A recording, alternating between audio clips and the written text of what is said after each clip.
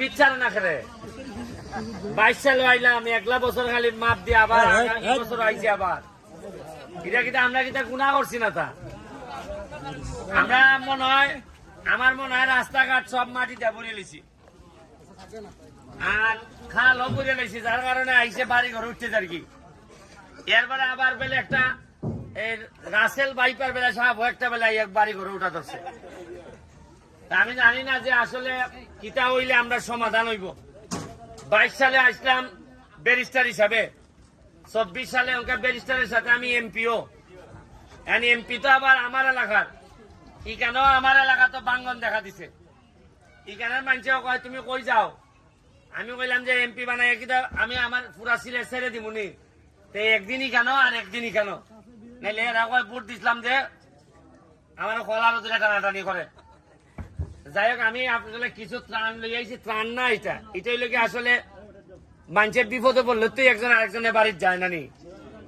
আমার কাছে মনে হয়েছে আপনারা লাগে একটা ভালোবাসা নিয়ে আইছি যে বিপদে আপনারা, আমি বিপদে বললে আপনারা আমার এলাকার যাইবা।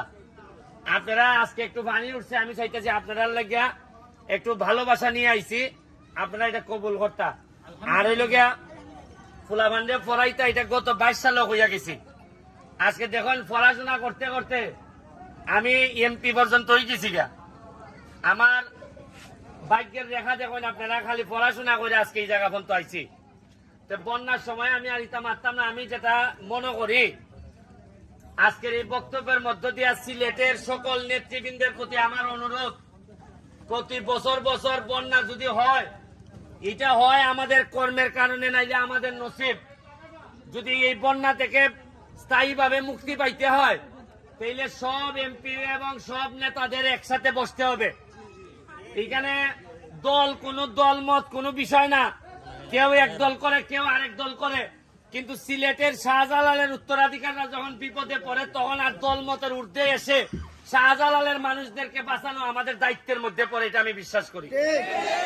আমি নেতৃবৃন্দকে জানাবো যে বন্যা পরবর্তী সময়ে আমরা বসে, যদিও আমার বাড়ি আপনাদের এখান থেকে প্রায় 100 কিলোমিটার, হবিগঞ্জের সোনারঘাট মাধবপুর, যদি লাগে আমারও ডাকেন, বৈশাখ কি জননেত্রী শেখ হাসিনার কাছে নিয়ে আমরা বলি যে আমাদের কি হইলে বন্যা থেকে আমাদের রক্ষা পাওয়া যাবে। আমরা বড় বড় প্রজেক্ট হাতে নেই। আমরা সমস্যা হইল কি জানেননি, আমরা সমস্যা হইল যে আমরা যারা সিলেটের নেতারা আছে, আমি সহ, আমরা নিজেরা বাইরে বেশি চিন্তা করতাম পারি না। আমরা মনে করি আমার চাকরি খান আমি টিকাইতে পারলে হইল, কিন্তু বন্যায় তো আর আমার চাকরি তোমার চাকরি মানে না। এবার তো সব গরকে উঠতে জায়গা। তা আমি আপনারা কইমো আপনার লেগে দোয়া করবা, আর আপনার লেগে যত সামান্য আমি খাবার শুকনা খাবার লই আইছি, সারা এলাকাতে বিভিন্ন জায়গা সিলেটে দিয়ে আইছি, এখনো দিতেছি। আর প্রবাসীদের প্রতি আমার অনুরোধ থাকলো যে আপনারা সব সময় আমাদের জন্য করেন। এইবার আমি যেহেতু এমপি, আমি পুরাটা দৌড়াইতে পারবো না 22 সালের মতো। আমি প্রতিটা প্রবাসীরা বলবো, আপনি আপনার যে এলাকা, এই এলাকায় আপনার গ্রামে আপনি একটু ত্রাণ পাঠান, সহযোগিতা করেন, তাইলে আমরা এমনিতেই আপনাদের কাছে কৃতজ্ঞ, আরো বেশি কৃতজ্ঞ থাকবো। আর আমাদের সিলেট বলতেই তো প্রবাসীদের সংখ্যা অনেক।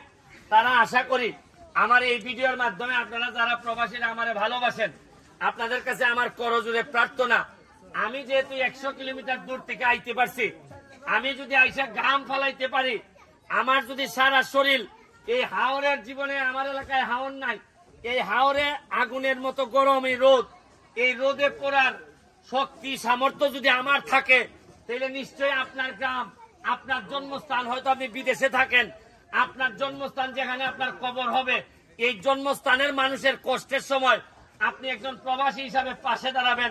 এইটা আমি ব্যারিস্টার সুমন হিসাবে আপনাদের কাছে আমি বিশ্বাস করি, আশা করি আপনারা এটা করবেন। আমি আবারও আপনাদের ছাতকের মানুষকে আমার হবিগঞ্জের সোনারঘাট মাধবপুরে আমি এমপি হিসাবে আপনাদেরকে দাওয়াত দিয়ে যাচ্ছি। বন্যা হয়তো বেশি দিন থাকবে না, তারপরে আপনারা আবার হয়তো ফিরে যাবেন স্বাভাবিক জীবনে। আপনারা আমার এলাকায় যাবেন, ঘুরতে যাবেন, দেখবেন মাত্র 4.5 মাসে আমার এলাকার কি পরিমাণ বদলাই দিছি। আমি এই প্রথম এমপিরা যে প্রায় কি পরিমাণ বরাদ্দ পায়, এই পর্যন্ত আমি শুধু রাস্তাঘাটের জন্য প্রায় আমারে বলা হয়েছে 25 কোটি টাকা দেয়া হবে। আর রাস্তাঘাট ছাড়াও এই পর্যন্ত সব মিলায় প্রায় 31 কোটি টাকা, 25 কোটি রাস্তাঘাট, আর বাকি মনে হয় আরো 6-7 কোটি টাকা আমি পাইছি বিভিন্ন মন্ত্রণালয় থেকে। এইটার জন্য আপনারা জানেন যে অনেক কয়েকজন এমপি মহোদয়ের অনেক আমার নামে বিচার সংসদে যে এ পোলাটায় খেলে সব কই লিখতেছে, মানে আপনার বরাদ্দ আপনার টাকা, এটা কেন আমি কইলাই এর লাগবে আমার নামে বিচার দেওয়া হয়। কত বড় খাটাসের দেশে আছে আপনারা বুঝছেন না? আপনারা মানে টাকা কি আমার বাবের, আমি এমপি কি আমার বাবের টাকা? এটা আমার জনগণের টাকা না? জনগণের টাকা জনগণে জানতো না কয় টাকা ভাই, কারণ জনগণে না জানাইলে আরাম চুরি করন যায়। তা আমি কইয়া দিছি আমি চুরি করতাম না, খেয়ে চুরি করবার লেগে দিতাম না। আমি আমার এলাকাটা সেভ করবো, আপনারা আপনার এলাকার নিরাপদ রাখুন, এইটুকু দায়িত্ব আপনারা কইয়া জননেত্রী শেখ হাসিনার একজন কর্মী হিসাবে আমি তার জন্য দোয়া চাইয়া আজকের মতো বিদায় নিতেছি। আসসালামু আলাইকুম।